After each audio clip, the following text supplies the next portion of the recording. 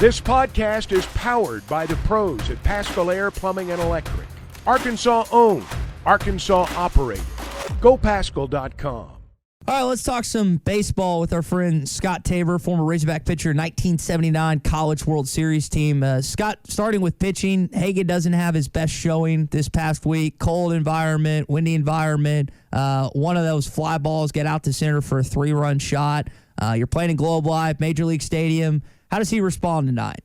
You know, throwing in ice-cold weather is just not for everybody. You know, some guys can handle it, some guys can't. And being just a little bit wild, you know, his walks and his wildness a little bit was it could be 2 inches off, so it's not like he was throwing it into the backstop. And giving up a 3-run homer and a 25-mile-an-hour wind, that happens. You know, you got to stay low. But I think he'll come out tonight and be Hagen. And I can't wait to see it.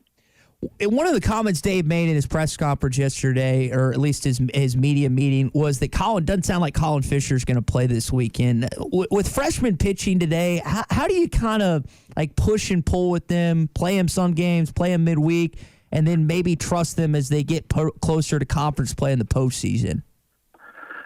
You know, he's bringing up some great. He's adding a lot to the recipe for success for this team. All of a sudden, you've got a left-handed pitcher who shows he's very cool. He's got good pitches. He floods the strike zone. He pitches to contact, which is very, very important. So now we have not only McIntyre, who the luxury Van Horn has, a lot of people don't.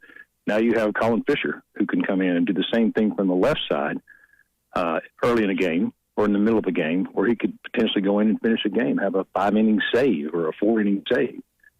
Scott Tabor, former Razorback with us.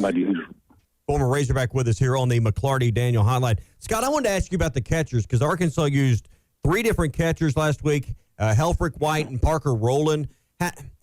What did you see from those 3 in that 4-game series, and how do you settle in on which catcher ultimately becomes your everyday catcher and what you do there? Because I don't think they plan on being overstaffed the way they are behind the plate.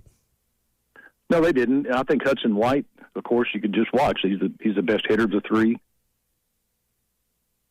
Very good hitter. And just from, you know, videos that I watch, I think Helfrich is going to be your everyday catcher by the end of the season. They don't want to do that and shove him in there and put all that on his shoulders right away. But I think he's just his tools. You know, he handles himself like a veteran. I think the biggest problem that they're going to have, not the big problem, but the biggest issue they have right now is making sure that he understands the game enough and calling pitches, because they allow him to call pitches, which personally I'm so glad to see, because I hate seeing a pitcher have to throw something he doesn't want to throw.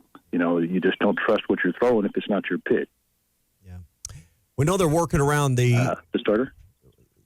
We know they're working around the Stovall. We're losing your signal. It's going in and out a little bit here. I do.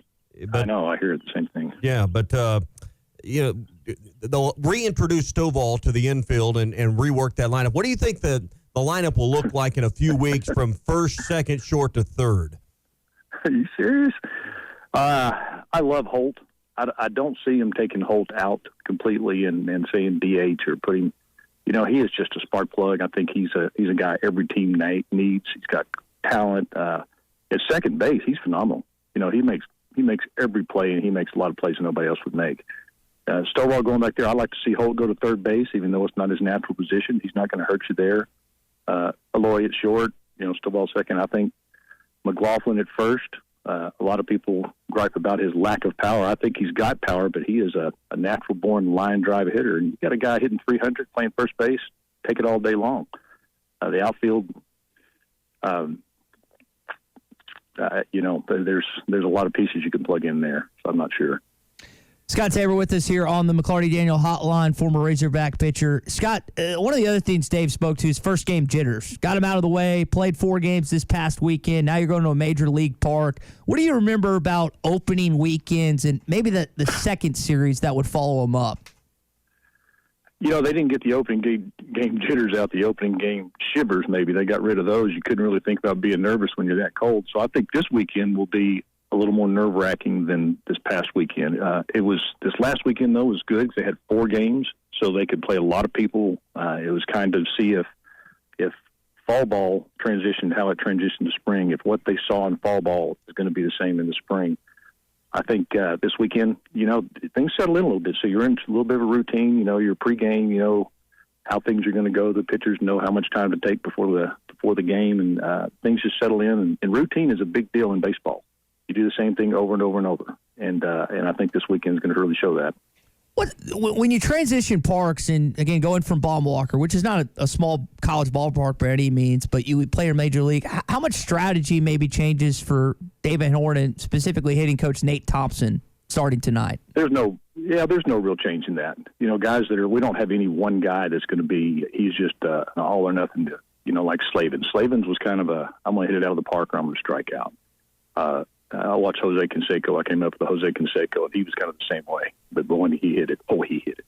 So the size of the park and all that, if you barrel it up with the right trajectory, those guys all have incredible bat speed. So the ball's going to get out if you hit it right.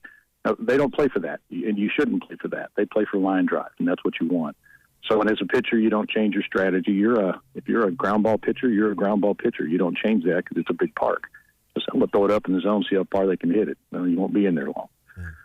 So everything should be about the same. You don't change your strategies that much unless it's a real short porch to right. You may carry more left-handers in the lineup to take advantage of that. But otherwise, everything stays the same. Scott Tabor with us here on the McClarty Daniel Hotline. We've talked all off season about the depth of the pitching staff and the middle relief, which, back in your day, there wasn't a lot of middle relief. You had a lot of complete games. But break down Will McIntyre and Cody Frank and what that brings, particularly with McIntyre, because we got to see him on display twice last weekend in that series with James Madison. What is the value, and what do you see when you watch McIntyre pitch coming in, particularly in that first game where he came in earlier than anyone thought would be part of the plan? Yeah, he did. Well, for one thing, he has to be ready, and I think Will McIntyre, once he's gone, people will really, really, really see how important he was. And I think there's going to be a Will McIntyre story. He had to beg to get on the mound. Please throw me. I'm working hard and I'm here and I just want to throw. He got his chance, and they gave him his chance, and he's taken full advantage of it. And he's gotten better and better and better. He's exactly the prototype that you want for their rescue guy. You have your starters, and nobody's going to say, nobody talks about him until after the game. You go, McIntyre really came in and did a good job. Well, it's over and over and over, and it's the middle of the game. That's just a part that most people don't talk about. It's the beginning of the game and how you start, and it's the end of the game and how you finish. And that middle part's just as important. Every out counts the same. So I think he is going to he's going to have a Cops type year if he can stay healthy, because his demeanor, the things that he has added to his repertoire, I don't know if you noticed, he's more on top, and I believe I read that he had talked to Cops about hand position on his slider. So the slider is more almost a straight drop ball. He can stay on top of it. He can make it go right to left. He turns the ball over a little bit. His fastballs he places his fastball where you should put it. He makes it hard to hit. So kids hit it, but they don't hit it very well, and that's what you want. You want them to hit it. The other way you save on pitch count. So he is prototypical, and he's fantastic. And I think Cody Frank's the same way. I guarantee you he's itching to get in. And now you have Colin Fisher thrown into the mix. Yeah. You've got three guys there that can eat innings, which is kind of like calling the quarterback a game manager. It's kind of they go, he's an inning eater. Well, you've got to be pretty good. You don't just go out there and they go, yeah, we're not going to hit the ball for 4 or 5 innings while the inning eater is in. You earn those innings. And so I think it's going to be fun to watch. Yeah, I watched Colin Fisher in person on Monday, and just the efficiency in the first few innings for him, and knowing you got him, if nothing else, for midweek games, it makes Arkansas even tougher on a Tuesday or a Wednesday with a guy like Colin Fisher if he ends up not cracking the weekend rotation. Well, and I don't think cracking the rotation is really in his mind, unless there's an injury or unless, things can go to the wayside pretty quick. Hagen Smith may have some little nagging injury that nobody knows about, but he's just not effective. Molina, as effective as he is, one little thing can go wrong. All of a sudden you have Colin Fisher you can plug in there. But the midweek games right now for Fisher, is for him to gain the coach's trust. That way they know it's not just a one-off where he had a great game his first game. He's going to be a stud.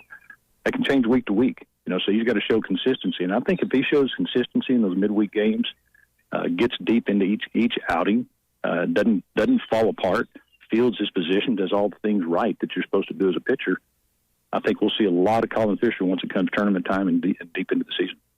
BetOnline is your #1 source for all your betting needs. Get the latest odds, lines, and matchup reports for baseball, boxing, golf, and more. BetOnline continues to be the fastest and easiest way to place your wagers, including live betting and your favorite casino and card games available to play right from your phone. Head to the website or use your mobile device to sign up today and get in on the action. Remember to use our promo code BELIEVE, that's BLEAV, for your 50% welcome bonus on your first deposit. Bet online, where the game starts.